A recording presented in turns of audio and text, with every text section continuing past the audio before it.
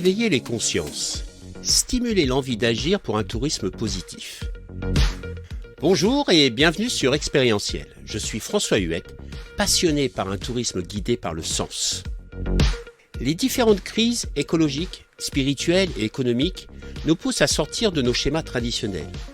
Elles nous invitent à questionner l'impact de nos activités sur la santé de la planète et de l'humanité. Ce podcast est la rencontre avec des acteurs engagés. À travers leurs histoires, nous allons découvrir des femmes et des hommes visionnaires. Ce sont des passeurs d'expérience et de savoir qui sèment des graines de réflexion et d'action pour co-construire un tourisme positif, porteur de sens, inclusif et non culpabilisant. Pour ne rien manquer à notre actualité, suivez-nous sur Facebook, Instagram et LinkedIn et n'hésitez pas à nous soutenir en mettant de belles étoiles et en partageant autour de vous. On veut connaître le vivant et les écosystèmes et comprendre, donc ça c'est la partie tête. On veut aimer et se remettre en prise avec le vivant et la nature. Et on le fait de manière systémique aussi entre nous, dans l'équipe et avec notre équipe élargie des 150, parce qu'on se connaît de mieux en mieux et on s'aime, on a un lien hyper affectueux. Quand vous les entendez parler, ils disent qu'on est une grande famille en fait, c'est dingue. Donc on aime et après on se met au service d'eux. C'est-à-dire qu'on se met au service du vivant, on se met au service de la nature. Et nous et nos dirigeants, on se met tous au service les uns des autres. Et quand on a fait ce changement-là d'orientation du cœur et qu'on est comme ça et qu'on est dans cette relation-là, mais ça change la vie et on est bien en fait et on se sent ajusté et on est heureux en fait. Allez, sans attendre, je vous invite à vous installer confortablement dans un lieu calme, pourquoi pas au contact de la nature, pour prendre le temps de découvrir des acteurs du tourisme positif. Bonne écoute.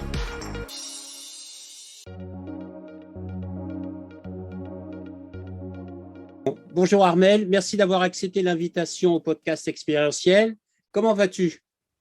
Bonjour François, merci de m'avoir invité. Je vais très bien. Oui. Alors dis-moi, peux-tu nous dire qui tu es et ce que tu fais? Alors, je suis Armelle Dupelou, j'ai 45 ans et je suis cofondatrice de la Convention des entreprises pour le climat. Après, donc ça, on a créé ce projet il y a bientôt 2 ans. Et avant, j'ai eu 2 vies. Donc, une première vie en tant qu'accompagnatrice de changement dans les entreprises, en conseil, en management. Et ensuite, j'ai eu une deuxième vie qui n'avait rien à voir, où j'étais entrepreneur. J'ai monté une société dans la mode, des vêtements de grossesse et d'allaitement, donc de la maternité, que j'ai géré pendant une 12aine d'années avant de la céder à un de mes concurrents pour pouvoir monter un projet impact. D'où vient cette idée et pourquoi?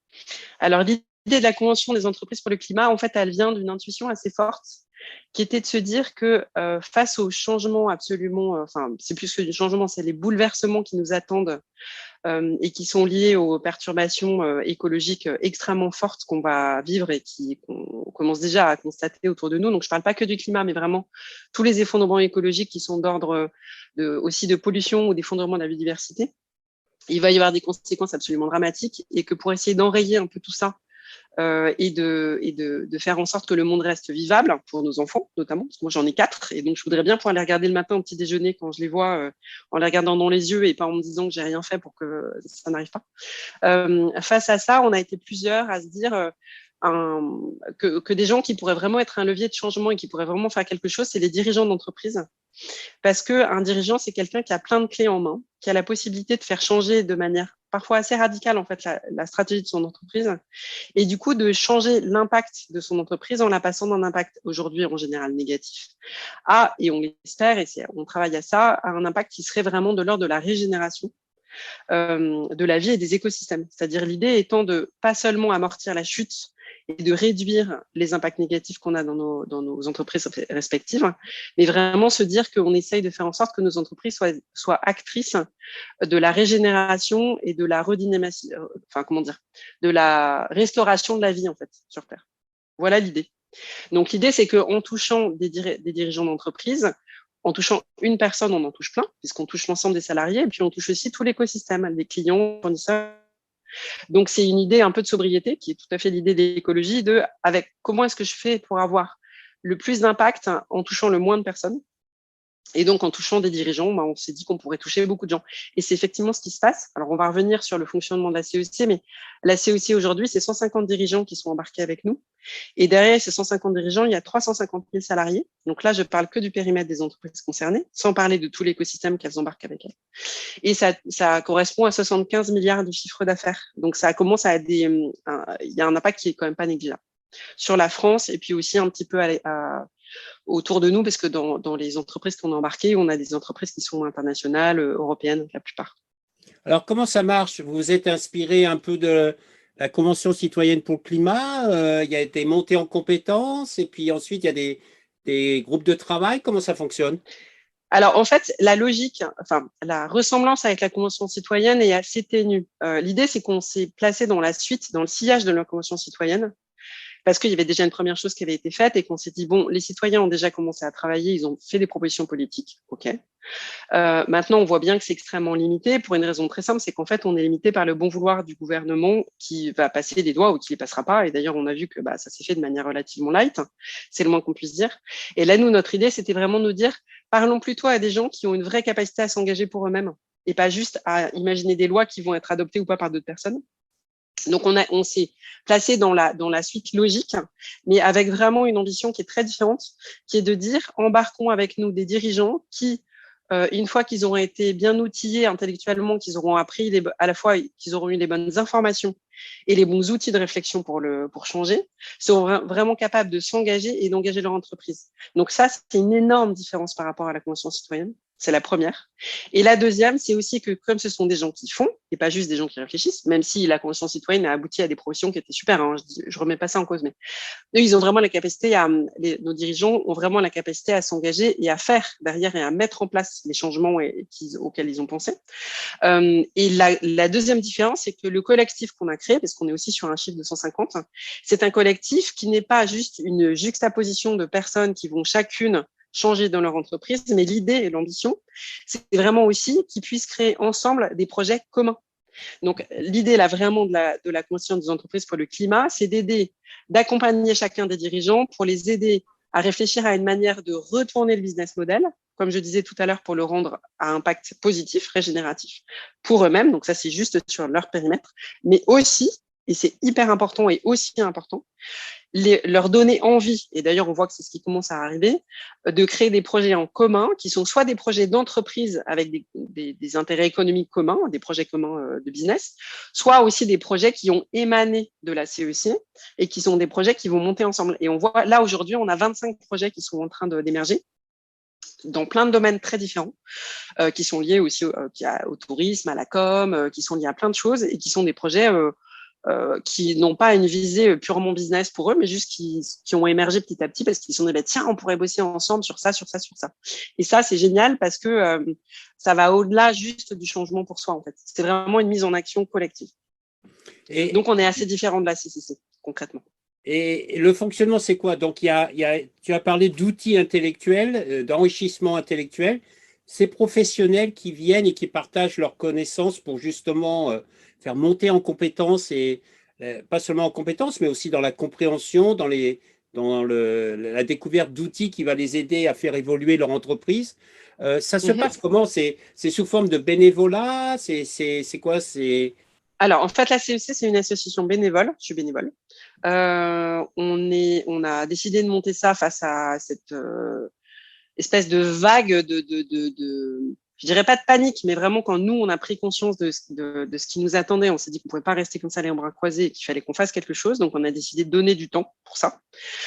Donc, on a monté cette asso, c'est une association d'intérêt général. Et alors, en termes de fonctionnement pour les dirigeants, le truc, c'est qu'on les a recrutés et choisis de manière à avoir un collectif qui soit le plus varié possible pour vraiment reproduire quelque chose d'hyper écosystémique. En fait, on est reparti de la nature. La nature, elle est merveilleuse parce que la nature, elle a un fonctionnement qui est absolument époustouflant quand on se penche dessus et qu'on regarde comment elle marche. Elle est extrêmement variée. Il y a une biodiversité qui est extraordinaire. tout le vivant à longueur de temps entre les plantes, les animaux, les humains, se rendent ce qu'on appelle les services écosystémiques à longueur de temps. Et c'est cette variété entre les différentes natures de vivants qui crée ce fonctionnement qui est absolument extraordinaire et qui s'auto-ajuste en fait en permanence et qui s'adapte. Et on s'est dit, ce qu'il faudrait, c'est qu'on arrive à faire la même chose. En fait, l'effondrement est écosystémique et les solutions seront aussi écosystémiques. Donc, on est parti d'un truc qui est très bio-inspiré. Et on s'est dit, essayons à notre mesure, même si c'est pas parfait du tout, de recréer un espèce de mini-écosystème comme l'écosystème économique français. Donc, on est allé chercher 150 entreprises de toutes les tailles. Donc, on a du CAC 40, on a des boîtes énormes qui sont mondiales ou européennes, on a des boîtes qui sont très petites, on a tous les secteurs possibles et imaginables.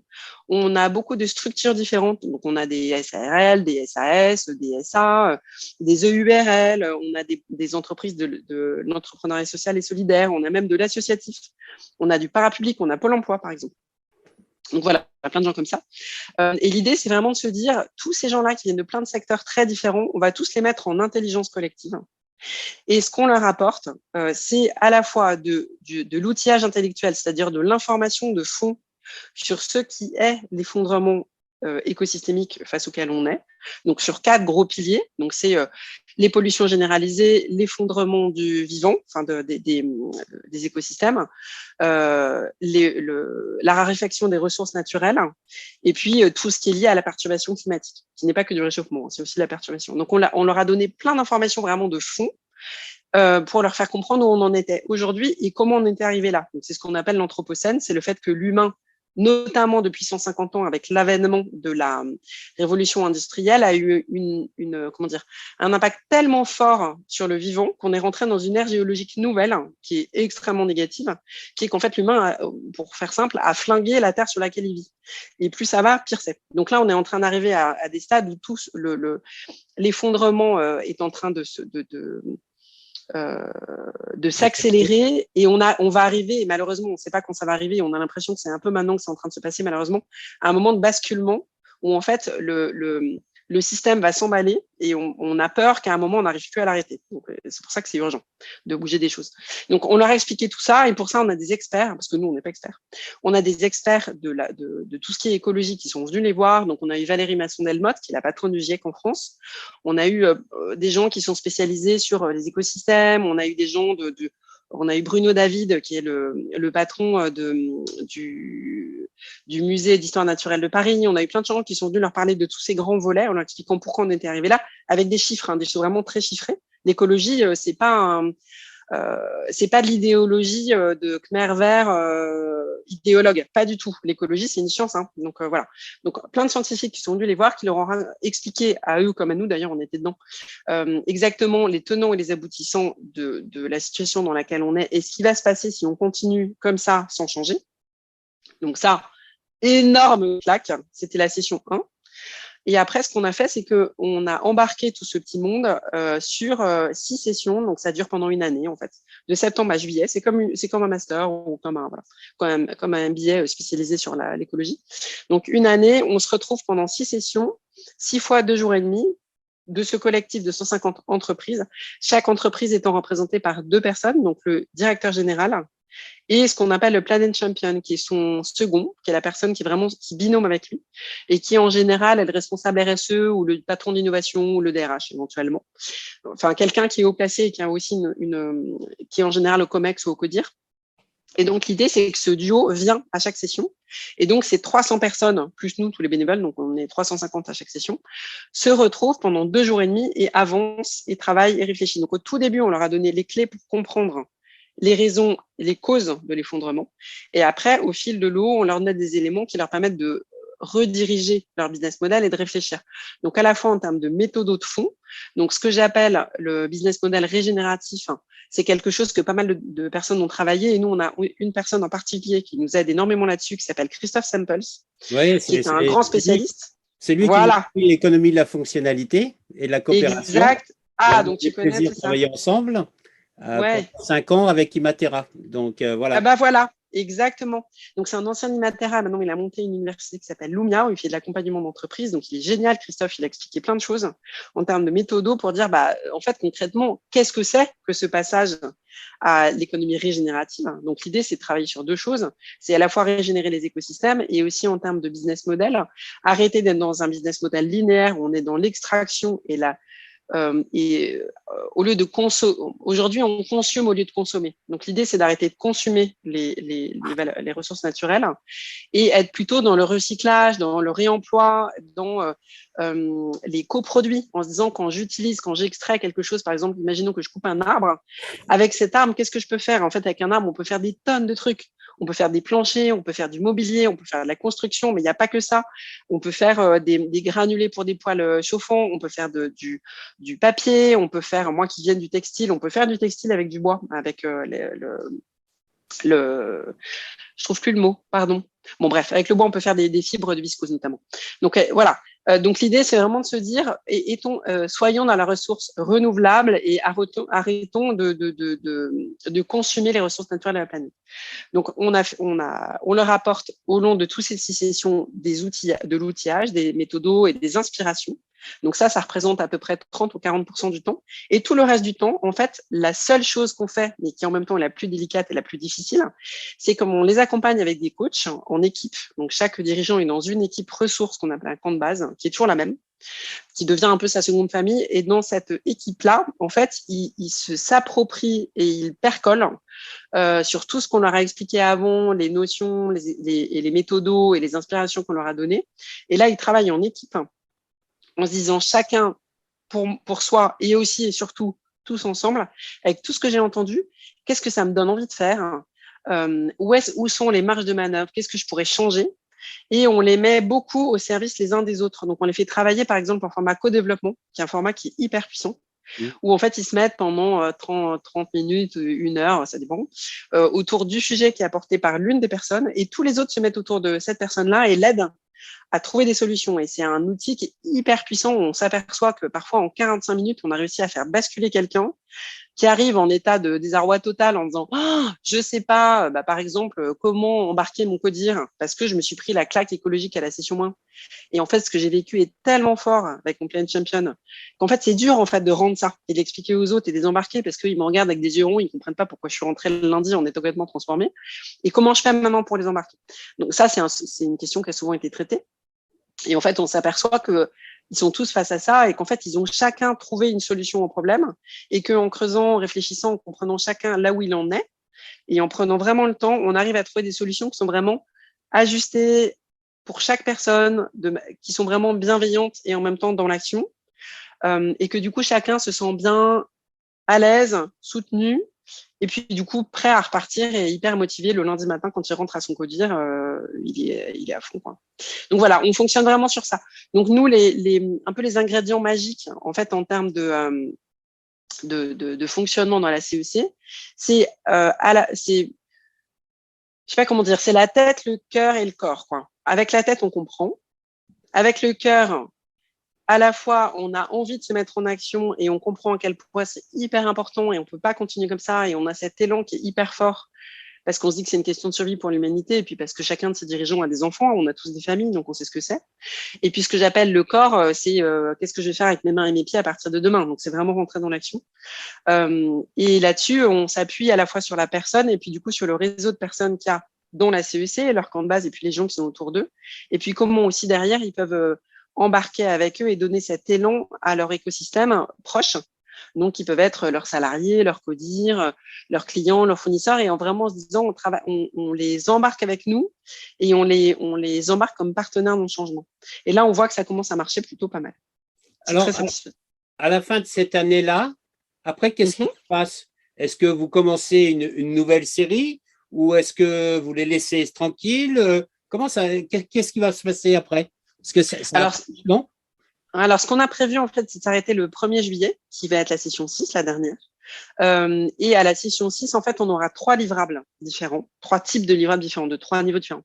Donc, les premiers livrables, ça va être les feuilles de route de chacune des entreprises qui auront imaginé vraiment comment elles vont se mettre en marche pour changer vraiment leur business model de manière radicale. Donc, elles seront plus ou moins avancées parce que En fonction d'où elles partent, en fonction des spécificités de leur métier, en fonction de leurs contraintes, c'est plus ou moins facile de pivoter. Mais en tout cas, elles auront une feuille de route qui sera claire. Donc ça, c'est super. Donc on aura ces 150 feuilles de route individuelles. On aura en plus de ça des projets communs qui auront été montés par les entreprises, soit parce qu'en fait, elles auront monté un business en commun, et ça, il y en a pas mal qui commencent à réfléchir à des choses communes. Là, quand je vous parle du bois, c'est pas un hasard, j'ai pas le droit de donner de nom, mais il y a plusieurs entreprises qui sont en train de monter des projets communs avec une ressource commune, avec des coproduits autour du bois, notamment. Donc ça, c'est deuxième chose, un peu feuille de route commune en plus des 150. Il y a un deuxième livrable qui va arriver, c'est qu'en fait, on les a mis aussi en groupe de travail autour de besoins humains. Donc, on a identifié 10 besoins humains, comme se nourrir, se loger, qui sont repris de la CCC, mais un peu étoffés. Donc, se nourrir, se loger, s'épanouir et se divertir. Donc, ça vous parle parce que c'est tout ce qui est au tourisme et puis au loisir. Et puis, créer des entreprises, être en bonne santé. Enfin, bon, voilà, il y en a 10. Donc, ceux qui voulaient se sont mis autour de ces sujets-là, ont creusé, puis ont essayé de réfléchir à des livrables un peu précis. Donc, il y a plein de projets qui ont émergé autour de ça et qui sont soit des projets qui vont monter de manière concrète. Donc, il y a, par exemple, c'est des coordonnées des équipes. Il y a des coordonnées qui sont parties sur des thématiques autour de la sobriété numérique. On a une coordonnée qui est à fond. Ils bossent comme des fous. Ils se retrouvent toutes les semaines pour travailler là-dessus. Et donc, eux, ils vont faire des propositions de loi d'un côté. Il y en a 8.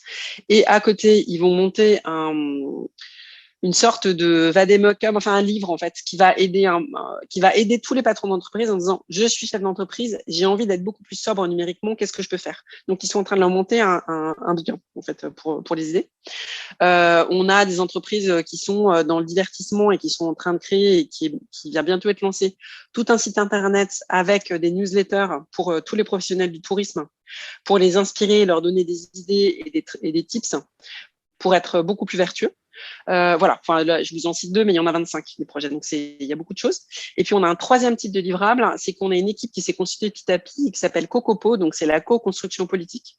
Parce que dès le début de la CEC, on s'est dit, faudrait quand même qu'on aille parler aussi aux politiques et qu'on leur dise qu'on est là, qu'on existe, qu'on les embarque avec nous, qu'on leur donne envie de s'embarquer derrière nous. Et du coup, petit à petit, on a fait remonter les travaux de tout le monde, des équipes et des dirigeants. On a fait remonter des idées aussi de propositions transversales, plus systémiques, politiques. Et comme on est en lien assez étroit en fait avec les politiques à tous les niveaux, donc dans les ministères, au Sénat, à l'Assemblée ou ailleurs, ils s'attendent à ce qu'on leur remonte des propositions. Donc on va tout packager, relire avec l'aide aussi de gens qui peuvent nous aider parce qu'on n'est pas des pros de la politique, mais on va rendre les propositions légistiquement crédibles et on va écrire un livre dont on ne sait pas s'il est vert, blanc, enfin peu importe la couleur, mais qu'on va rendre pendant l'été ou à la rentrée avec cette somme de propositions. Donc ça, c'est les livrables pour cet été, pour ce parcours-là, cette première promo. Et donc cette promo, à l'origine, elle était censée s'arrêter, mais ce qui se passe, c'est qu'en fait, ils ont tous un énorme FOMO par avance en disant, en fait, on n'a pas envie de s'arrêter, on s'aime, on veut continuer, et il y a tellement de choses à faire que continuons quelque chose. Donc on est en train de réfléchir à ce qu'on pourrait faire après pour continuer à les accompagner de manière peut-être un peu plus light, mais au moins qu'ils aient des rendez-vous réguliers pour se raconter où ils en sont et puis juste avoir le plaisir de se retrouver. Donc ça, c'est la promo numéro 1. Et à côté, alors évidemment, on a plein d'idées. On avait plein d'idées, nous, qui étaient déjà venues pour nous-mêmes. Et puis en plus, on a beaucoup de propositions qui nous arrivent un peu dessus. Donc là, on est en train de faire un gros travail de discernement pour savoir ce qui est vraiment prioritaire ou ce qui n'est pas, sachant que pour nous, le plus important, c'est l'impact. Donc l'idée, c'est de se dire, toujours en restant dans la sobriété, avec les bandes passantes qu'on a, qui sont quand même assez limitées, parce qu'on n'est pas très nombreux, où est-ce qu'il faut qu'on mette notre temps et notre énergie, et où est-ce qu'on a vraiment de la valeur, où est-ce qu'on est attendu, et où est-ce qu'on est vraiment utile. Donc a priori, dans les premières idées qu'on a, on va, ça c'est sûr, lancer des CEC régionales, parce qu'on a des demandes très fortes de dirigeants qui ont envie de relier. Donc il y en a 2 qui sont dans le pipe et qui vont démarrer a priori à la rentrée. Donc il y en a une, c'est la Bresse CEC dans laquelle je serai. Donc c'est tous les Bretons qui lancent quelque chose de vraiment territorial. Il y en aura une autre en région Marseille-Corse qui va se lancer en même temps avec le même calendrier. Et on va les lancer toutes les 2 parallèlement avec le même calendrier volontairement parce qu'on va faire des ponts dans la manière de les faire travailler, notamment parce qu'il y a des enjeux très spécifiques qui sont liés à la mer, au milieu marin. Et que moi, je voudrais vraiment travailler avec eux. Et pareil, en sujet transverse, je voudrais les faire travailler sur des plans d'alimentation territoriaux et des projets pilotes autour de l'alimentation, parce qu'il y a des vrais sujets qui sont énormes à travailler, et ça, c'est mon dada en perso, donc je voudrais qu'on travaille là-dessus, en local. Donc ça, c'est les 2 premières qui vont se lancer en territorial. Par ailleurs, on a des dirigeants actuels qui sont dans le parcours 1, qui ont déjà lancé, c'est déjà en cours, tout un parcours autour de la région Rhône-Alpes, donc c'est Grenoble-Rhône-Alpes, donc ils sont déjà lancés, et qui va s'élargir sur une CEC Aura, donc Auvergne-Rhône-Alpes, qui va être lancée peut-être un peu après. Donc ça, c'est lancement à la rentrée. Et puis à côté de ça, nous en interne, on va se poser, réfléchir, relire tout ce qui a déjà été fait sur ce premier parcours qu'on a lancé de manière complètement prototypée. En fait, c'est la première fois qu'on lançait ça, on l'avait jamais fait. Donc, on a déjà commencé, je suis dans l'équipe, à faire une relecture de tout ce qu'on a fait, qui est la méthode CEC, en se disant s'il fallait refaire des parcours, qu'est-ce qu'on garderait, qu'est-ce qu'on changerait, qu'est-ce qui nous semble être vraiment essentiel, vraiment incontournable. Et puis, imaginer aussi des parcours peut-être sous des formats un petit peu différents. Une CEC régionale, ça se gère pas du tout comme une CEC nationale. Il y a des choses qui sont très différentes à voir, notamment avec de l'emprise territoriale et un lien à faire tout de suite avec les élus locaux, ce qui est hyper intéressant d'ailleurs, parce que ça permet de débloquer beaucoup de situations et puis de monter des protos locaux d'époque. Donc ça, c'est vraiment génial. Et on a, notamment sur les 2 territoires dont je t'ai parlé, que ça soit à Marseille ou que ça soit en Breizh, on a des élus locaux qui sont hyper investis et qui ont hyper envie de s'engager. Donc ça, c'est vraiment génial. Donc voilà, c'est des choses qui vont se gérer peut-être un peu différemment. Et puis, on est en train de réfléchir aussi à monter des CEC plus thématiques. Donc moi, j'ai une CEC thématique autour de l'alimentation et le lien entre alimentation et santé que je suis en train de réfléchir à voir comment je l'articule. Je pense dans un premier temps, ça sera avec cet ancrage territorial et puis après, peut-être dans un deuxième temps, une plus nationale, peut-être début 2023, c'est en réflexion. Et puis, on a une autre aussi qui est en train d'émerger et que je trouve hyper intéressante autour des mobilités et des nouveaux modes de vie. Donc, que ça soit des mobilités et ça va encore te parler, que ça soit pour du loisir ou du tourisme ou aussi les mobilités qui sont liées à la vie quotidienne et au travail. Donc, il y a tout un tas de choses à réfléchir autour de ça et je me dis on a des gens là-dedans qui sont hyper partants pour s'embarquer des très grosses boîtes du CAC 40 et qui sont vraiment demandeuses. Donc, ça serait génial si on pouvait bosser avec elles. Donc, voilà, il y a tout ça. Donc, voilà, il faut qu'on range un peu nos idées, qu'on ait quelque chose qui tienne la route, qui soit bien, qu'on ait vraiment pris le temps de réfléchir et de relire ce qu'on a fait jusque-là parce que ça a été fait de manière très opportuniste et parce qu'on avait cet élan-là et cette envie. Mais il faut aussi que pour les prochaines, on soit capable de faire encore mieux. Et puis aussi qu'il y ait d'autres gens que nous qui soient capables de faire avec nous pour qu'on puisse démultiplier. Et donc, dans cette éthique de démultiplication, la méthode, l'idée, c'est qu'on voudrait pouvoir la passer à d'autres gens et créer vraiment un commun qui puisse être transmis et repris par des gens. Et on est en train de réfléchir à comment on pourrait les former pour s'assurer que du coup, les gens prennent vraiment le meilleur et que la méthode soit vraiment diffusée au mieux avec vraiment le meilleur de la méthode. Donc, on réfléchit à monter une CEC Academy, enfin quelque chose qui permettra de former des gens qui pourront faire à notre place après. Donc, ça, c'est première chose. Et puis après, à côté de tout ça, je pense qu'à la rentrée, l'idéal pour nous serait d'aller, c'est pas vraiment une CEC, mais au moins d'aller faire quelque chose qui serait une vraie formation hyper forte auprès de 2 types d'acteurs qui pour nous sont absolument essentiels parce qu'aujourd'hui, c'est pas des gens qui sont très aidants, malheureusement, mais ils devraient vraiment venir au service de tous ces héros parce que moi, ces dirigeants qui s'embarquent, je les vois comme des héros et qui sont en train de s'engager. Il y a 2 mondes qu'il faut vraiment qu'on arrive à faire bouger, shifter et c'est essentiel. Un, c'est le monde politique. Donc, quand on voit aujourd'hui, mais vraiment la nullité, mais intersidérale de ce que fait le gouvernement de Macron aujourd'hui, mais c'est à pleurer et c'est honteux parce qu'il peut pas dire qu'il sait pas. Il est formé, il est renseigné, il a dans ses équipes des gens qui sont hyper renseignés et qui savent. Et quand on voit mais l'indigence de ce qui est fait d'un point de vue écologique aujourd'hui, c'est absolument lamentable. Donc, on se dit qu'il faudrait vraiment qu'on arrive à faire une rentrée écolo, et pas que climat, mais vraiment écolo, avec une vraie formation, une vraie prise de conscience et un vrai engagement à l'Assemblée nationale et dans les ministères. Et on a plusieurs ministères déjà qui nous l'ont demandé, mais il faudrait que ça parte de la tête. Tu sais qu'il y a Cyril Dion et je ne sais plus, une quinzaine d'activistes qui ont signé une tribune justement et qui oui, on est dedans. On l'a écrite ensemble. D'accord. On l'a écrite ensemble, la CEC dedans. Oui, tout à fait. On l'a fait ensemble. Et effectivement, c'est super idée de vouloir former ces décideurs C'est essentiel. C'est Ouais. essentiel parce qu'en fait, là, aujourd'hui, on s'est dit dans la CEC, bien sûr qu'on ne va pas attendre que les politiques bougent, parce que si on attend qu'ils bougent, il ne se passera rien. Donc, on s'est vraiment dit, il faut que les entreprises se bougent pour elles-mêmes et s'engagent dans toute la mesure de ce qu'elles peuvent faire. Et il y a déjà énormément de choses qui peuvent être faites.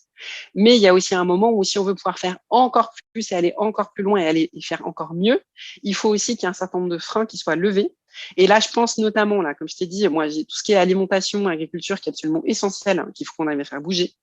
Et là-dessus, même s'il y a des choses qui sont absolument merveilleuses, qui sont faites par des gens qui sont des héros sur le terrain dans l'agriculture, quand je dis que ce sont des héros, c'est que ce sont des héros vraiment parce qu'en fait, clairement, d'un point de vue légal à l'échelle française et européenne, il y a des choses qui sont des aberrations totales.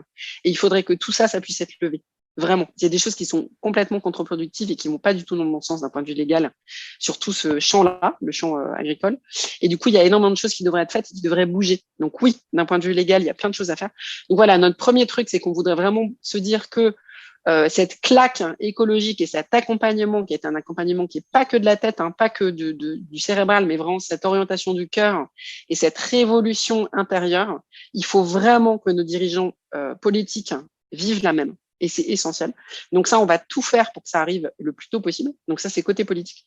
Et même chose du côté finance. Parce qu'en fait, quelqu'un qui veut se réformer sa boîte et changer son business model, il y en a qui pourront très bien le faire et ça ne posera pas de problème. Et il y en a beaucoup qui sont déjà en train de changer. Mais ça dépend énormément des secteurs d'activité, ça dépend énormément des business models. Il y a des modèles dans lesquels, clairement, il va y avoir des renoncements énormes à faire.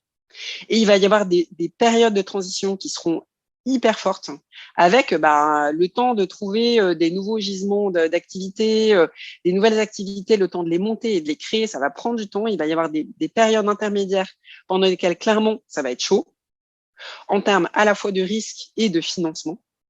Et aujourd'hui, en fait, la finance ne suit pas. Il y a à la fois sur la capacité d'accepter un certain niveau de risque et aussi la capacité d'accepter des temps de retour sur investissement qui sont longs.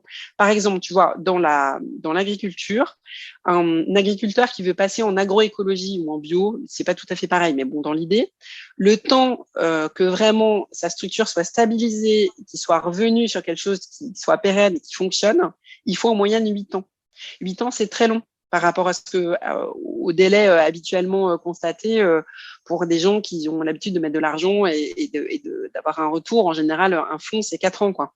8 ans, c'est beaucoup plus long. Bon, et il faut juste ça. Et après, ça ne veut pas dire que ça ne marchera pas. Au bout de 8 ans, il y aura des choses formidables. Et d'ailleurs, on voit bien qu'il y a des fonds, même des fonds d'investissement, des grosses boîtes qui sont en train d'aller dessus. Il y a BNP, la BNP Paribas qui est en train de lancer tout un fonds sur l'agroécologie. Donc, ils sont conscients du sujet.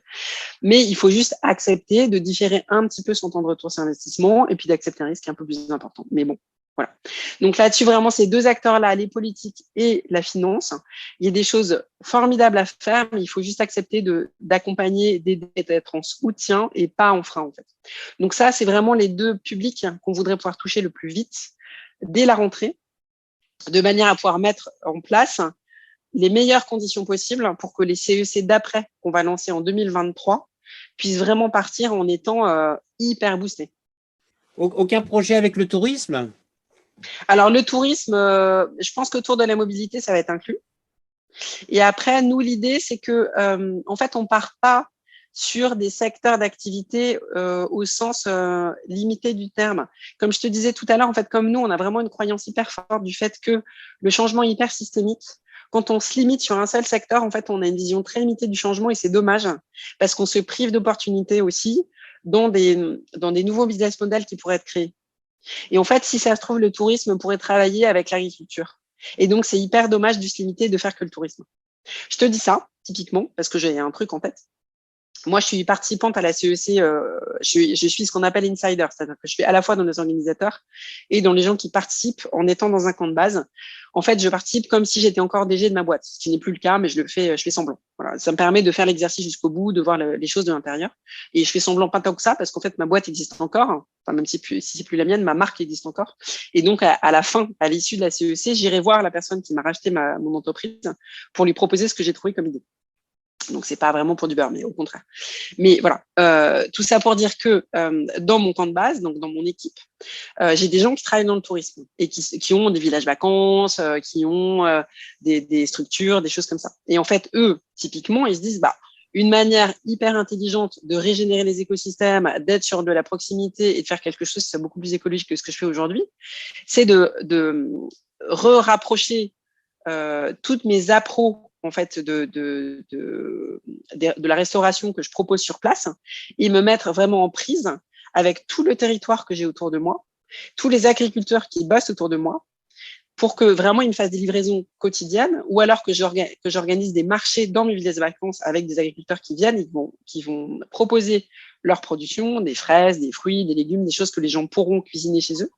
Parce que quand on est au village de vacances, on a la possibilité de faire la cuisine. Ou alors que je proposais dans mes restaurants. Ou alors, encore mieux, pourquoi pas, faire venir carrément l'agriculture dans mes villages et imaginer que je peux installer des projets de permaculture dans mes villages où les gens vont pouvoir venir apprendre la permaculture et d'un seul coup, je change en fait mon activité. C'est-à-dire que les gens ne viennent pas juste pour consommer de la piscine, du tennis et du vélo, ce qui est déjà très bien, mais ils vont aussi venir avec leurs enfants et ils vont apprendre et faire des ateliers autour de l'apiculture, autour de la permaculture. Ils vont pouvoir planter et ou cueillir et récolter des fruits, des légumes, des fraises, comme ça se fait déjà dans les fermes autour de Paris, où en fait on ne cultive pas, mais on peut aller ramasser ses propres fruits et légumes. Il y a plein de choses qui sont réfléchies autour de ça. Donc tu vois, c'est là où en fait, si on est trop fermé, on n'aura pas forcément ces idées-là. D'accord. Donc voilà, c'est pour ça que nous, on tient toujours à partir plutôt d'un besoin ou d'une idée qui est un peu plus large que ça, de manière à se donner la possibilité d'ouvrir ses chakras et d'avoir d'autres idées. Et tu vois, pareil, dans cette idée d'agriculture ou d'alimentation, nous, on a quelqu'un qui a des arrêts sur les autoroutes, là, des stations-service. Et en fait, elle est aussi en train de réfléchir à ça. En disant, bah, Oui. tiens, je pourrais aussi remailler ce que je fais avec mon territoire local. Et au lieu de continuer à servir des sandwichs qui sont livrés tous les jours en balayant du plastique et qui viennent de super loin, bah, en fait, non, je pourrais proposer de la cuisine quotidienne, fraîche, qui soit proposée en lien avec des agriculteurs du coin, en fait, autour de chez moi. Et là, je me réancre dans mon territoire, je recrée enfin, j'accompagne les agriculteurs, je les aide, je les soutiens. Et puis, les gens qui s'arrêtent chez moi, je les nourris avec des choses qui sont bonnes et qui sont saines, en fait, et locales. Exactement. Parce que là, Voilà. je suis en train de lire un livre de Satish Kumar qui dit La terre nous nourrit. Et Exactement. donc, si la Ouais. terre nous nourrit et qu'on cultive et on ne respecte pas la terre, la nourriture qui va en sortir ne va pas forcément être bonne pour nous. Et donc, ça va avoir un impact sur notre santé physique, santé intellectuelle, etc. Donc, il est dans notre intérêt de nourrir correctement la terre afin de pouvoir se nourrir correctement et que ça soit accessible à tous. Surtout ça. Exactement. Hein. Ouais, exactement. Et si tu veux, je pense que quand on commence à réfléchir comme ça, et ça, c'est vraiment un des sujets qui me tient vraiment à cœur et qui est hyper important. On n'est pas dans une écologie déprimante, du renoncement, de la décroissance, tristounette, pas du tout. On est juste dans l'idée de se dire, en fait, c'est une contrainte au départ, hein, l'effondrement, il ne faut pas se voiler la face, mais cette contrainte peut aussi être une opportunité créative qui nous oblige, et c'est très bien, à regarder un peu plus autour de nous et à nous dire, mais finalement, en fait, tous les gens que j'ai autour de moi, mais même d'un point de vue territorial, qu'est-ce que je pourrais imaginer avec eux d'intelligent, de nouveau et de sympa, en fait, qui me permettent d'avoir des activités qui soient nouvelles et de renouveler vraiment la manière dont je vis et dont je travaille, en fait. Et en fait, nous, la manière dont on imagine ces nouveaux business models, c'est quelque chose qui est dans la régénération à tous les niveaux. C'est-à-dire qu'on régénère les écosystèmes, on régénère les humains parce qu'en fait, ils vont travailler complètement autrement, de manière plus sereine. On est aussi sur des modes de gouvernance auxquels on arrive de manière assez naturelle, qui sont beaucoup plus ouverts, sur des gouvernances partagées. Assez naturellement, on y vient. Ils sont tous en train d'y venir. On est sur quelque chose qui est assez apaisé et assez serein. Et avec du coup des business models qui sont beaucoup plus à la fois complexes et beaucoup plus variés, où en fait on va, au lieu d'être sur du monolithique, là quand je te parle par exemple des stations-service, la station-service naturellement tu te dis que tu es dans l'énergie. En fait non, quand tu commences à dire que tu n'es pas dans l'énergie mais que tu es ancré dans ton territoire et que tu es au service à la fois des gens qui se déplacent et que la personne qui se déplace, elle a besoin de quoi quand elle s'arrête chez moi? En fait, elle n'a pas du tout besoin d'essence, elle peut avoir besoin de plein de choses. Et comment est-ce que je peux lui rendre ce service-là sur place, là où je suis, dans la place que j'ai, dans l'espace que j'ai, en termes de sérénité, de repos, d'arrêt, de se nourrir sainement, de peut-être de faire une petite pause et de dormir, de faire, j'en sais rien, enfin j'imagine un truc, faire une demi-heure de yoga ou de méditation au calme, d'aller caresser des petits agneaux qui sont dans des petits champs autour. Enfin, je sais pas, on peut imaginer plein de trucs, faire une pause avec un conteur qui lit des histoires aux enfants et les parents peuvent se reposer et marcher pieds dans l'herbe pendant ce temps. Enfin, il y a plein de choses qui peuvent être imaginées. Et là, d'un seul coup, tu envisages ton métier plus du tout de la même manière et ton chiffre d'affaires aussi, en fait. Et tu travailles de manière extrêmement différente et tu te réancres dans ton territoire et dans ton terroir. Et en fait, c'est un truc qui est, on n'est plus du tout dans le renoncement et on est dans quelque chose qui est vraiment chouette. Et en fait, on voit que nos dirigeants, petit à petit, qui commencent à trouver ce rôle régénératif, quand ils commencent à le toucher du doigt, ils le voient. Moi, j'ai vraiment une révélation il y a quelques temps, pendant la session 4, là, on était à Marseille, où j'avais plusieurs personnes autour de moi, là, dans mon camp de base, qui ont trouvé vraiment ça, leur idée. Et on est passé de ce constat écologique qui est absolument accablant et qui peut être sidérant, vraiment sidérant, parce que c'est paniquant, en fait. Donc, on passe de la sidération à la jubilation. J'ai pas peur du mot. C'est-à-dire qu'au moment où tu te dis, oh, mais je sais, en fait, on va faire ça et ça et ça. Et la personne commence à avoir plein d'idées. On voit toute l'équipe là qui dit, et tu pourrais faire ça et ça et ça. Et hop, et c'est jubilatoire. Et là, tout va. Je vais pas sous-estimer la difficulté parce qu'après derrière opérationnellement ça sera pas facile et ça va être un gros job et ça va pas être simple. Mais après, quand on a dans le cœur cette espèce d'élan et cet enthousiasme et ce sentiment d'être vraiment ajusté et d'être dans le juste et le vrai, après c'est assez facile d'embarquer ses équipes et son écosystème parce que les gens, ça leur parle en fait. Ils sont hyper heureux de contribuer à ça. Et du coup, c'est vraiment un truc qui est génial. Donc, moi, j'ai eu une révélation ce week-end, encore une de plus. J'étais au Mont-Saint-Michel où je suis allée marcher avec mon mari pendant une journée entière, toute la journée de samedi, avec un guide qui est un paysan, agriculteur, qui est jeune, je sais pas quel âge il a, il doit avoir 30 ans. Je vous fais une petite page de pub. Il s'appelle Renan Bouvier. Si vous avez la possibilité d'y aller, allez le voir. Il est génial, vous pouvez le trouver sur Internet. Donc lui, il est paysan, il est éleveur, il est maraîcher et surtout, il est amoureux de la baie du Mont-Saint-Michel. Et il est amoureux des écosystèmes. Donc, on a fait une balade, mais absolument merveilleuse. On est parti pendant 8 heures marcher dans la baie, pieds nus, dans l'herbe. Et après, on a tout touché du bout des pieds. Donc, on a retrouvé en fait toutes les sensations qu'on a quand on se reconnecte avec le vivant. Pendant 8 heures, c'est génial. Pieds dans l'eau, pieds dans la gadoue, pieds dans la glaise, pieds dans la terre. Et il nous a expliqué tout ça. C'était fabuleux. Il nous a vraiment remis au cœur du vivant. C'était extraordinaire. Et le dimanche, je suis montée dans l'abbaye et j'étais à la messe. Je suis catho. Et donc, j'étais à la messe un matin et pendant le prêtre nous parlait d'un truc que je connaissais pas du tout. Je savais pas. Et il parlait du fait que, alors, il parlait de Dieu en l'occurrence, mais c'est valable pour tout et c'est valable pour le vivant aussi. Il disait, ce qui est hyper important, c'est de connaître, d'aimer et de se mettre au service d'eux. Et je me suis dit, mais c'est exactement ce que nous, on veut faire à la CEC. On veut connaître le vivant et les écosystèmes et comprendre. Donc ça, c'est la partie tête. On veut aimer et se remettre en prise avec le vivant et la nature. Et on le fait de manière systémique aussi entre nous, dans l'équipe et avec notre équipe élargie des 150, parce qu'on se connaît de mieux en mieux et on s'aime. On a un lien hyper affectueux. Quand vous les entendez parler, ils disent qu'on est une grande famille, en fait. C'est dingue. Donc, on aime. Et après, on se met au service d'eux. C'est-à-dire qu'on se met au service du vivant, on se met au service de la nature. Et nous et nos dirigeants, on se met tous au service les uns des autres. Et quand on a fait ce changement-là d'orientation du cœur et qu'on est comme ça et qu'on est dans cette relation-là, mais ça change la vie. Et on est bien, en fait. Et on se sent ajusté. Et on est heureux. En fait. Donc, du coup, nous, dans la CEC, on transitionne dans la joie, en fait, concrètement. C'est ce qu'on dit tout le temps et c'est ce qu'on vit. Mais je te trouve extrêmement joyeuse, justement. Ouais, c'est une démarche qui est hyper joyeuse, en fait, qui est vraiment chouette. Et tu étais aussi joyeuse avant de lancer la convention? Alors, c'est une excellente question. Je pense que j'ai toujours eu un tempérament plutôt heureux, mais je pense que ça, je le sens encore plus maintenant.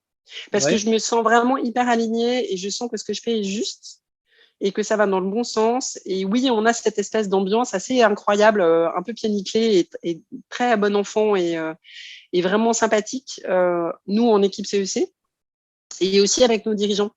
On a vraiment cette vibe-là où on s'appelle tous par nos prénoms, on se tutoie depuis le début, c'était la règle du jeu. Et on est vraiment sortis et je pense que pour nos dirigeants, ça leur fait beaucoup de bien. C'était tout à fait volontaire, mais on les a sortis de ce rôle qui est hyper pesant de patron d'entreprise, qui est censé toujours tout savoir, qui est censé être toujours au taquet, toujours plein d'énergie, toujours voilà, c'est dur d'être dirigeant et de se sentir très seul. Et donc nous, le pari qu'on a fait à la CEC, parce que c'était vraiment et puis c'est l'expérience que j'ai moi pour le coup en tant qu'accompagnatrice de dirigeants avant et puis aussi dirigeante moi-même pendant des années. Quand on est dirigeant, on est très seul en fait, parce que on est censé être celui qui sait tout le temps. Quand il y a un pépin, quel qu'il soit, dans quelque domaine que ce soit, les équipes au début essayent de trouver des solutions le mieux possible, puis à un moment elles finissent par revenir vers vous et elles vous regardent en disant bon ben vas-y parce que nous on sait pas. Et en fait il y a des moments où nous on sait pas plus qu'eux. Et en fait face à ce changement-là qui est le changement du climat, l'effondrement et tout ce qu'il faut qu'on fasse et qu'on change dans nos entreprises, en fait personne ne sait ce qui est à faire. C'est hyper dur. Et donc nous vraiment ce qu'on leur a amené, c'est cette vibe et cette sécurité qui est énorme de se dire, dans la CEC, il n'y a aucun jugement. On est hyper bienveillants les uns vis-à-vis des autres. On sait tous que personne ne sait. Et ça fait vraiment du bien de se dire, en fait, on ne sait pas, mais ensemble, on peut trouver des solutions et en s'aidant et en se mettant au service des uns des autres, on peut trouver des idées. Et on a le droit de se pleurer dans les bras de temps en temps quand il y a une énorme merde qui nous est tombée dessus, qui est liée à la CEC ou autre chose d'ailleurs, mais qui est liée à l'écologie ou à d'autres sujets. Mais, et en fait, ils ont trouvé une espèce de lieu ressource où il y a justement cet étayage, ce soutien inconditionnel, cette bienveillance. Et je pense que ça leur fait un bien fou. Donc moi, c'est quelque chose que je connais depuis longtemps parce que j'ai vécu comme ça dans le conseil. J'ai une formation de coach et la formation de coach, c'est ça, hein, le coaching, c'est ça. Donc j'ai cette base et j'ai eu cette chance-là, mais j'ai pas toujours eu cette chance dans mon job. Et puis dans la vie en général, tout le monde n'est pas dans cette posture-là. Et donc là, c'est vrai qu'on a cette espèce de ouais, c'est une ambiance hyper particulière. Quand les gens viennent dans une session, ils arrivent en courant, ils sont hyper contents. Et les quelques personnes qui viennent de manière un peu ponctuelle, parce qu'ils sont intervenants, spécialistes, écolos, et qui sont venus juste pour nous apporter une capsule sur un sujet, et que du coup, ils nous voient juste pendant l'espace de quelques heures, et puis après, ils repartent. Ils viennent tous nous voir et nous disent, mais c'est tout le temps comme ça chez vous? Je leur dis, ouais. Et c'est un peu ça peut paraître anecdotique, mais c'est à la fois la cause et l'effet de ce qu'on fait. Alors, tu parles de cause et effet. Tu as accompagné des dirigeants. Tu as été dirigeant toi-même. Tu viens de co-créer cette convention citoyenne des dirigeants pour le climat. Ma question est la suivante. Quels sont les impacts pour toi, sur toi? Qu'est-ce que ça a changé chez toi, tout ça? Alors, ça a changé deux choses, je dirais, qui peuvent paraître un peu paradoxales. Enfin, paradoxalement, d'un côté, plus je vois et plus j'apprends, parce qu'encore une fois, je suis pas du tout une spécialiste de l'écologie, hein, qui est une discipline très scientifique, et je n'ai pas cette formation de base. J'ai appris beaucoup de choses depuis 2 ans que je suis dedans, et voilà. Mais plus j'en apprends, et plus à certains moments je panique, parce que je pense que personne n'a conscience de l'énormité, de l'urgence et de l'importance de l'effondrement qui nous attend. Sinon, je pense que tout le monde a arrêté de faire ce qu'il fait et on serait en urgence équivalent Covid et en version écologie. Donc, il y a des moments où quand je me reprends ça, en fait, j'ai des moments où ça revient un peu comme une vague et là, je suis en mode panique totale et puis après, je me détends un peu. Mais donc, ce que ça a changé chez moi, c'est que ça m'a rendue hyper déterminée et je l'avoue assez intransigeante. Donc, vis-à-vis de mes enfants, je sens que je passe de moins en moins de choses. Voilà, nous, on prend quasiment plus l'avion, sauf quand il y a vraiment une raison, mais absolument hyper importante. Sinon, on ne prend plus. On est devenu quasi végétarien. On fait hyper attention à plein de choses. J'achète quasiment plus rien de neuf. Je fais que de la seconde main. Enfin, voilà, il y a vraiment beaucoup. On déconsomme énormément. Et d'ailleurs, on voit qu'on est beaucoup plus heureux comme ça parce qu'on perd beaucoup moins de temps à des bêtises. On est beaucoup moins dans les biens et beaucoup plus dans le lien, ce qui était déjà le cas avant, mais on a beaucoup plus poussé là-dessus. Comment vivent les enfants? Comment ils prennent ça? Alors, en fait, mes ados, au début, étaient très circonspects, voire beaucoup dans l'opposition, très clairement. Donc, ils sont beaucoup amusés à l'acheter des gels douche en plastique et des saloperies avec des bombes, avec des gaz propulseurs et à faire exprès de faire des barbecues tout le temps pour mon kikiné. Ça a duré pendant 6 mois, 1 an. Et là, je sens quand même qu'ils ont vraiment passé un cap parce qu'ils ont compris euh, que c'est pas n'importe quoi, que c'est hyper sérieux. Je leur ai montré quand même pas mal de vidéos de choses qui se passent pendant les sessions. Ils voient que je travaille quand même beaucoup pour la cause, beaucoup. Je pense que je travaille plus que ce que j'ai jamais travaillé avant. En fait, ils sentent quand même que c'est quelque chose qui est chevillé au corps et qui est authentique. Donc ça, c'est la première chose. Et puis bon, ils voient qu'on est quand même un collectif nombreux, on est tous bénévoles. Moi, je donne 2 ans de ma vie pour ça, gratuitement, et c'est pas rien quand même. Et puis on est plein à être embarqués là-dedans. Ils voient qu'il y a quand même beaucoup de grosses boîtes qui se sont embarquées avec nous et que si c'était pas sérieux, elles l'auraient pas fait. Donc petit à petit, ils ont quand même bien changé. Et donc là, je suis hyper contente de voir que dans mes 2 aînés, mon aîné qui est en école de com et de marketing, enfin en école de pub, je me disais, mon Dieu, mais qu'est-ce qu'il va faire là? Il va aller vendre des baskets à des Chinois. C'était le pire qu'il puisse faire. J'étais un peu atterrée quand j'ai vu qu'il allait faire ça. Et en fait, là, il est en train de s'orienter vers une création d'entreprise. Il fait son école de pub et à côté de ça, il veut monter une boîte de mode comme sa mère, mais sur une structure hyper écolo, entièrement recyclée, hyper vertueuse. Et du coup, il me pose plein de questions. Donc ça, c'est super. Et mon deuxième n'en avait pas du tout l'idée, encore il y a 1 an, mais là, ça y est, il passe le bac cette année. Et il va partir faire des études en biotechnologie, en recherche, en éco, en biomimétisme. Donc, il est à fond. Pareil. Donc voilà, c'est quand même hyper rassurant. Donc ça, les enfants, ça va. Et puis les petits, ils sont petits, donc ils suivent, ils n'ont pas trop le choix et ils sont très contents comme ça. Donc voilà, ça m'a rendu plus intransigeante, je dirais. Et en même temps, voilà, j'ai des moments un peu de panique et en même temps, je suis beaucoup plus rassurée que ce que j'étais il y a 1 an. Bon, 1 an et demi, 2 ans, au moment où où on a décidé de lancer la CEC, où j'étais en mode panique totale, parce que je vois que la CEC a hyper bien pris, parce que je vois qu'il y a 2 ans, quand on a décidé de lancer ça, on était 4 avec 0 réseau, pas un rond, aucune légitimité, pas tellement de connaissances ou de compétences dans le sujet, et que on s'est dit à l'époque, de toute façon, on n'a rien à perdre, donc on y va. On se sentait juste extrêmement responsable de faire quelque chose parce qu'on avait pris cette conscience-là. Mais voilà, avec quelques convictions, mais aucune certitude. Et on s'est dit, au pire, ça marche, quoi. C'était vraiment ça. Au point où on en est, au pire, ça marche. C'est resté notre mantra. Et quand je vois qu'1 an et demi après, on a 150 dirigeants qui sont à fond, voilà, 350 000 salariés qui leur moitent le pas, tous leurs écosystèmes qui sont en train de bouger. Il n'y a pas un jour où on n'a pas un dirigeant qui nous appelle en nous suppliant de le prendre pour qu'on puisse faire une CEC avec lui. On lui dit, bah, attendez, laissez-nous le temps, on est en train de voir comment on va s'organiser. Mais oui, il y aura des choses qui vont être faites et oui, on va démultiplier et on va former des gens qui pourront faire à notre place pour qu'il y ait un maximum de CEC qui puisse avoir lieu et qui soit opéré par d'autres gens que nous pour que ça soit large. Honnêtement, il y a 1 an et demi, 2 ans, j'aurais jamais imaginé qu'on en serait là. Donc, c'est hyper bon signe et c'est très rassurant parce que ça montre que et ben, les gens sont touchés, que nos dirigeants en parlent autour d'eux, qu'ils sont en train d'en embarquer plein autour d'eux, que les CEC territoriales, ça se fait quand même beaucoup comme ça. Hein. C'est des dirigeants qu'on a dans la CEC qui sont en train d'en parler dans leurs écosystèmes autour d'eux et puis qui les embarquent avec eux. Et qu'en fait, il y a des tonnes de possibilités. Donc là, on est demandé pour aller faire des CEC à l'international, en Europe, partout, en fait. Et donc ça, c'est hyper rassurant de voir à quel point ça s'enclenche et même on est dépassé, en fait. Donc c'est hyper bon signe. Hyper bon signe. Donc ça me rassure. Tu as toujours eu cette énergie débordante? Oui. Alors, avant, c'était pas dans l'écologie, c'était dans autre chose, mais oui, j'ai toujours eu cette énergie. D'accord. Donc, elle n'a pas augmenté depuis que tu t'es engagé dans la CEC? En fait, la grosse différence, c'est que avant j'avais cette énergie et parfois j'avais l'impression de l'utiliser pour pas grand-chose ou pour des choses qui étaient quand même un peu superficielles. C'est la raison pour laquelle d'ailleurs j'ai vendu ma boîte dans la mode avant. J'avais créé une société, une marque dans la mode avec une associée, avec une ambition hyper sociale. et avec l'ambition d'en faire un laboratoire de management en disant on va essayer de monter une boîte de filles qui managent comme des filles. Donc on était déjà très écolo, on était en entreprise hyper libérée, on travaillait pas beaucoup avec la règle des 80-20 en permanence en disant on travaille peu avec le maximum de résultats et comme ça on a plein de vacances et on travaille pas trop, nous et nos salariés.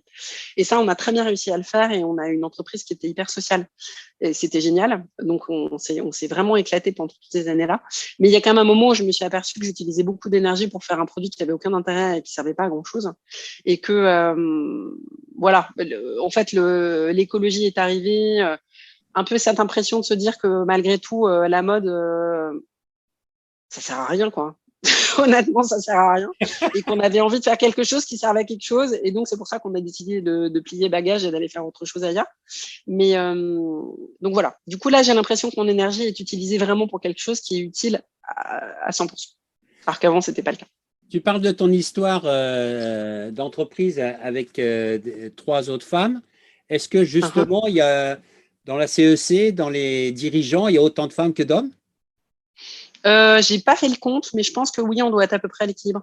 Ouais. Alors dans les dirigeants participants, il y en a pas tout à fait autant. On doit être à 40%, je pense. Alors si on rajoute les Planet Champions où les directrices les directeurs RSE sont plus souvent des femmes, je pense qu'on est à peu près à l'équilibre. D'accord. Ouais, c'est à peu près ça. On a essayé dans le recrutement de faire en sorte d'être à peu près à l'équilibre. Super. Armelle, un grand merci Armelle pour ce temps passé ensemble, pour avoir partagé ton énergie et le projet de la Convention des entrepreneurs pour le climat. François, c'est moi qui te remercie beaucoup. Et puis, au plaisir de se retrouver. À très bientôt, avec une grande joie. Et merci, et surtout, garde cette dynamique, cet enthousiasme, ça fait du bien, ça donne la banane. Merci beaucoup, merci François. Voilà, c'est la fin de notre voyage du jour. J'espère que vous avez vraiment passé un agréable moment en notre compagnie et que nous avons pu semer des graines d'inspiration et d'action. Surtout n'oubliez pas, le tourisme de demain, c'est maintenant qu'on le construit et ensemble. C'est un tourisme qui est guidé par le sens, l'expérience et en lien avec nos territoires pour assurer la pérennité de nos métiers et de nos activités. C'est essentiel. Si vous avez vraiment aimé ce podcast, favorisez sa diffusion en lui donnant 5 belles étoiles sur Apple ou la plateforme podcast préférée que vous utilisez. Et puis surtout, et ça c'est le plus important, n'hésitez pas à partager dans votre réseau. Essaimer la connaissance, essaimer le partage d'expérience. C'est essentiel pour chacun d'entre nous d'avoir accès à cette information. Et puis, si vous voulez continuer l'aventure avec nous, le voyage avec nous, bien, je vous invite à vous abonner pour suivre tous les épisodes gratuitement et être informé dès qu'ils sont publiés. Voilà. Je vous remercie et à très bientôt. Au revoir.